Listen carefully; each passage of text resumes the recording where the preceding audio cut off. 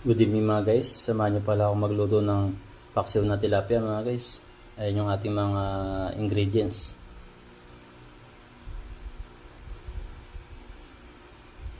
Ayan mga guys, lagyan natin ng bawang tsaka luya mga guys. Yan.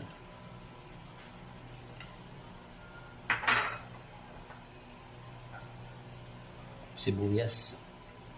Yan. Kamatis. Lagyan natin yung suka. Patis. Siyempre, lagyan natin yung ating mga isda. Tilapia.